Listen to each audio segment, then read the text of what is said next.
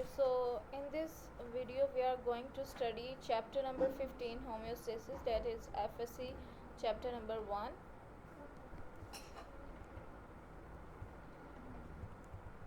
So here's the basic concept of homeostasis.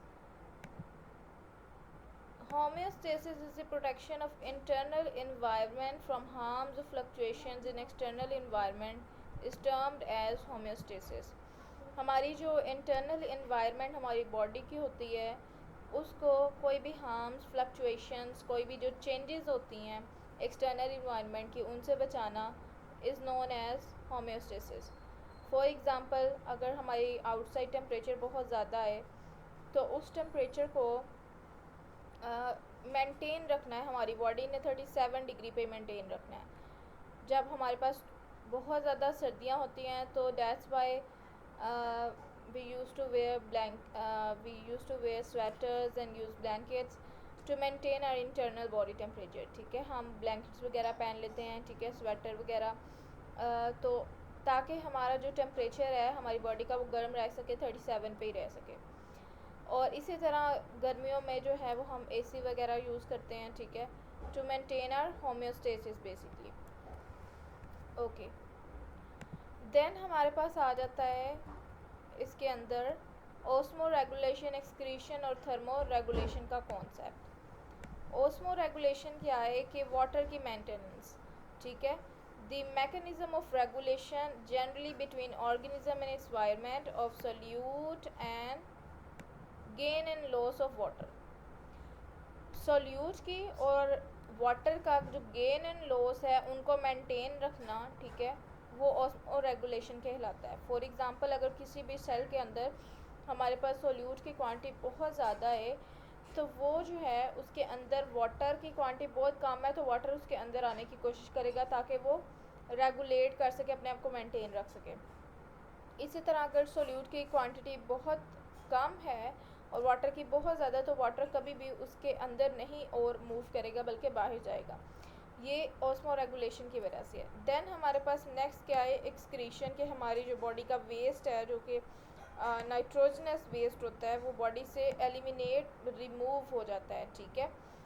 Then हमारे पास आ जाता है थर्मो रेगुलेशन. थर्मो रेगुलेशन क्या है, टेम्परेचर की मेंटेनेंस. एक टॉलरेबल रेंज में हमें पता है कि हमारी जो बॉडी है उसने 37 डिग्री जो है वो मेंटेन करना है अपनी बॉडी का टेम्परेचर. तो ये क्या आ जाएगा थर्मो रेगुलेशन में. होम्योस्टेसिस क्या है, सेंट्रल रिक्वायरमेंट है किसी भी ऑर्गेनिज्म की जिसकी वजह से वो अडेप्ट कर सकता है in the constant changing condition और कंट्रीब्यूट करता है इन एवोल्यूशनरी प्रोसेसेस. जो हमारे पास एवोल्यूशन जो चेंजेस आती हैं काफ़ी देर के बाद, ठीक है, हिस्ट्री में वो एवोल्यूशनरी चेंजेस होती हैं. लाइक जिराफ की पहले जो थी वो जो थी उसकी गर्दन बहुत छोटी थी, फिर आहिस्ता आहिस्ता एवोल्यूशन से उसकी बड़ी हो गई, ठीक है.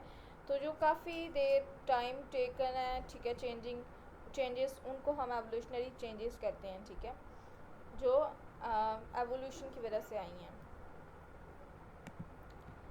फिर इसी तरह आगे आ जाते हैं हम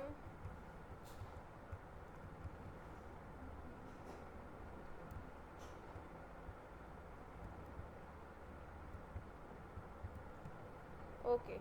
देन हमारे पास आ जाता है likewise the control systems among intracellular और extracellular internal environment of an organism also at cell level की fluctuating in narrow range in intracellular within cell membrane compare to extracellular environment, ठीक है.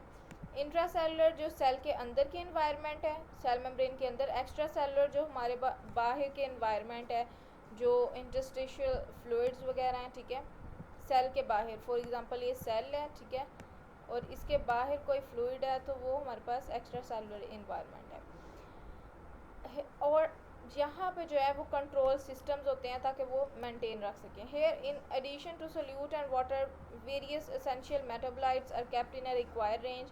सिर्फ सोल्यूट और water को नहीं maintain रखना, हमने हार्मोन्स मेटाबोलाइट्स जो प्रोड्यूस हो रहे हैं मेटाबॉलिज्म के रिजल्ट में, नतीजे में, उनको भी मेंटेन रखना है.